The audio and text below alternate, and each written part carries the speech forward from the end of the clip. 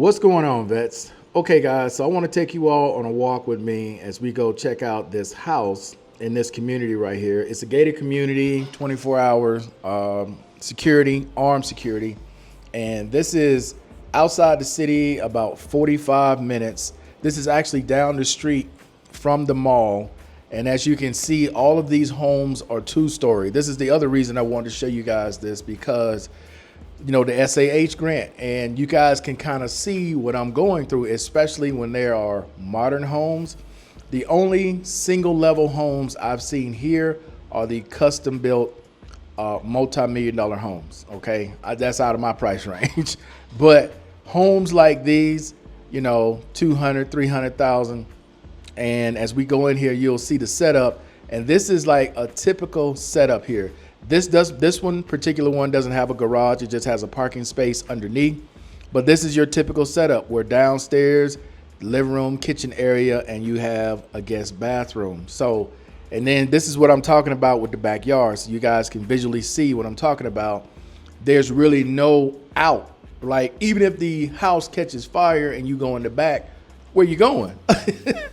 It's enclosed. So, and they do, like I said, they do a lot of this on purpose. This one happens to have the top off where you can actually get all that light coming in. But for the most part, they're enclosed like this. There's another one I went to that has a jacuzzi that's supposed to be in the backyard, and they just enclose the entire backyard area. So this is pretty typical. The washer and all that go on the outside. That little cubby hole is just extra storage. If you got a barbecue grill or some chairs or some tables, you want to keep them out of the weather, you can put them in that little cubby hole right there they're coming out of.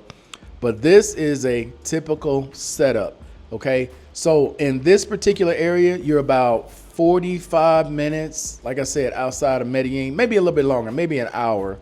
And this particular house rents for 3,600,000 Colombian pesos. So you're under $800. You're like seven. I'm just guessing. I may put the numbers up here somewhere, but you're probably like $745 to $750 a month for a 3-bedroom, 3-bathroom house that you can rent.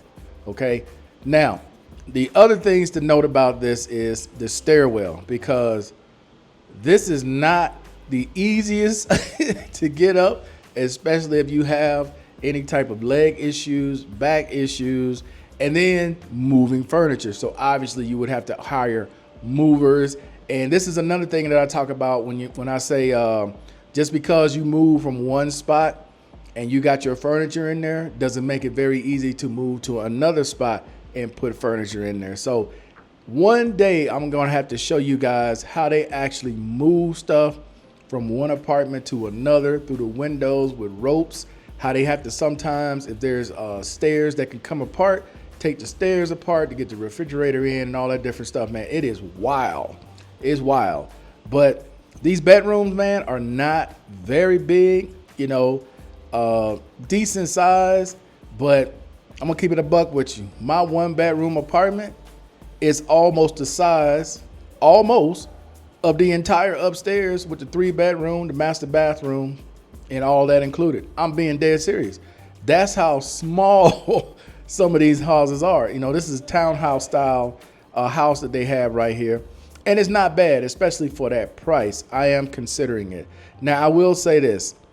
This is where having friends and having residency versus just having a migrant visa or retirement visa come into play. So I will explain the process real quick.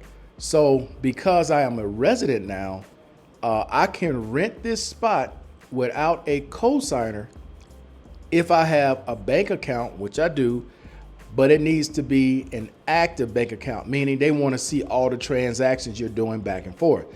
I haven't been doing that many transactions. I didn't know that. I thought you just needed a bank account. No, they want to see a statement, at least 3 to 6 statements that shows you're actively doing business back and forth. They're not concerned about how much money is in there, but they just want to see you have the ability to pay, like you're making transactions using that bank account. As far as my American bank account, no, they wouldn't be interested in seeing that. So this is just driving through the city as I explain more about the difference between residency and a migrant visa or a visitor's visa.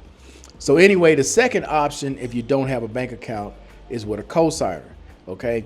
Now, my friend, lady, her husband is a doctor. He's like, you know what, I'll cosign for you. It's no worries, you know. Hey, we know you've been knowing you for a long time. We know you handle your business. It's no big deal. And he volunteered to do that. And I'm like, you know, I ain't real big on trying to get people to help me like that. I just prefer to do it on my own. So that is an option for me. But more than likely, I would prefer to just do the bank thing, wait, you know, do that for a little bit, and then possibly rent something like that. But here's the problem with this particular area. This is far. It's not like this is down the street. This is out pretty far. And then I got to look at the medical situation. Okay, where's the closest hospital in relations to where this is? Because it's not like in the States where they get a helicopter, pick you up if they need to, airlift you and take you where you need to go. Everything there is done on the ground with an ambulance. So you got to look at all the different factors. And there are more homes that I looked at besides that one. There's some really nice areas. As you can see, they're clean, nice looking buildings. You know, there's not a whole lot of people out. There's not a whole lot of noise. There's a lot of seniors around that live in these complexes. So it was very interesting to see a lot of this, man. And I got to tell you guys, you know, I was very tempted when she gave me that price. Oh, and the other thing too, deposits. There is no deposit. As a resident, all I had to pay was the first month's rent, and then the realtor gets a percentage of the rent. They call it an administration fee. So worst case scenario, I'd have came out maybe a little more than $900 to move in same day. Sign a contract for a year, and then you move in the same day. That's how easy it is as a resident. But once you're like a retiree, if you need a cosign and all that, it takes a little bit because they got to see how long is your ID card good for. Because if you got less than a year, yeah, they won't even rent to you at all as a pensionado or migrant holder, because you can just leave where they don't have ties to you and you got them stuck with a lease and nobody's paying, right? And then you're going to make the cosigner pay. They rather have someone who has, and I've been saying this for a while, ties to the country. But anyway, though, guys, that's it for this video. I'll be back with another one. Appreciate everybody watching as always. But, you know, I try to keep you guys apprised of what's going on with me and the different things that I got going on. And maybe it'll help some of you guys out. So that's it. I'm out. Peace. Enjoy the rest of your day.